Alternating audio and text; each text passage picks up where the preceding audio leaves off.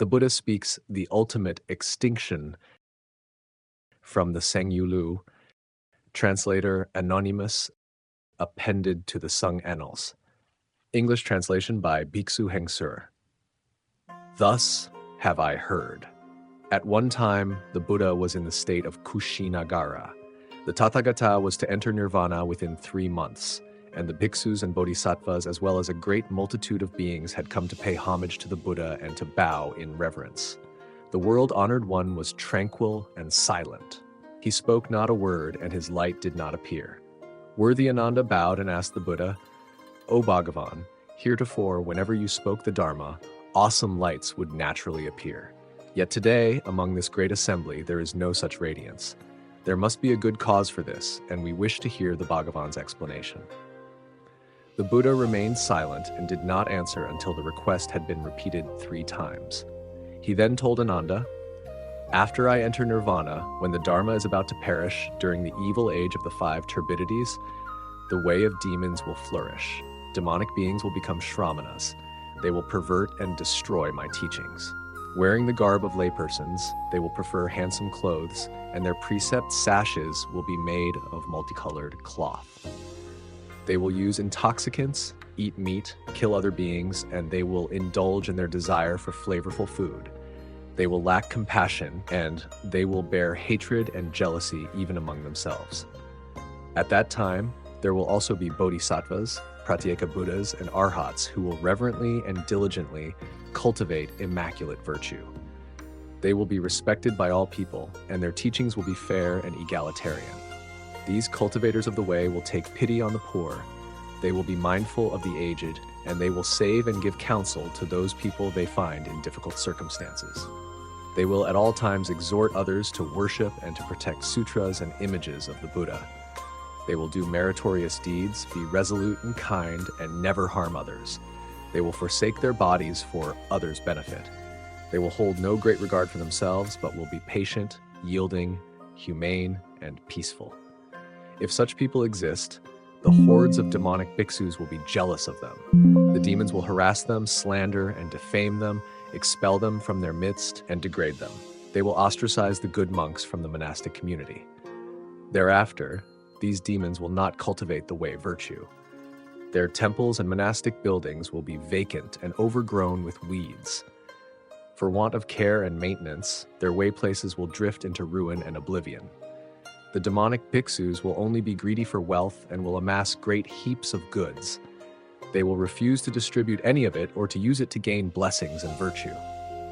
At this time, the evil monks will buy and sell slaves to till their fields and to slash and burn the mountain forests. They will do harm to living creatures, and they will feel not the least bit of compassion. These slaves will themselves become bhiksus, and maidservants will become bhiksunis. Totally lacking in way virtue, these people will run amok, indulging in licentious behavior. In their turbid confusion, they will fail to separate the men from the women in the monastic communities. From this generation on, the way will be weakened. Fugitives from the law will seek refuge in my way, wishing to be Shramanas but failing to observe the moral regulations. The precepts will continue to be recited twice a month, but in name alone. Being lazy and lax, no one will want to listen any longer. These evil Shramanas will be unwilling to recite the sutras in their entirety, and they will make abbreviations at the beginning and at the end of the texts, as they please. Soon, the practice of reciting sutras will stop altogether. Even if there are people who recite texts, they will be unlettered, unqualified men who will insist, nonetheless, that they are correct.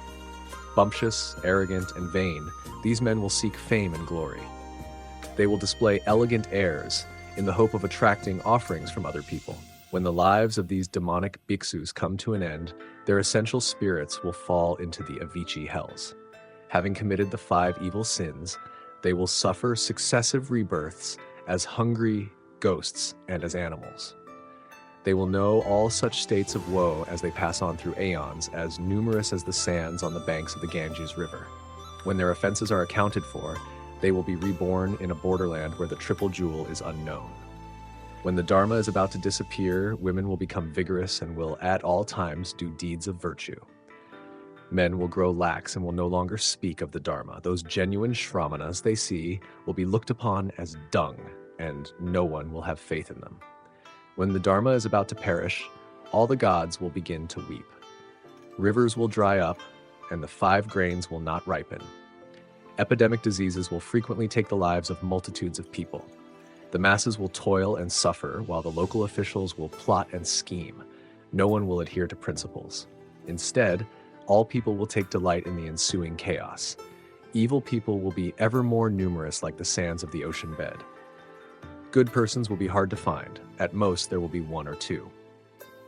As the aeon comes to a close, the revolution of the sun and the moon will grow short, and the lifespan of men will decrease.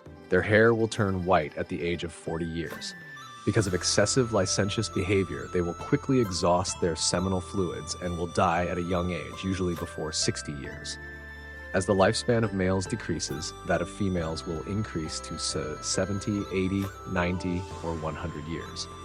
The great rivers will rise up in disharmony with their natural cycles, yet people will not take notice or feel concern. Extremes of climate will soon be taken for granted. Beings of all races will mix together at random without regard for the noble and the mean. They will alternately sink and float like feeding aquatic creatures. Then there will be bodhisattvas, pratyeka buddhas, and arhats who will gather together in an unprecedented assembly because they will all have been harried and pursued by the hordes of demons.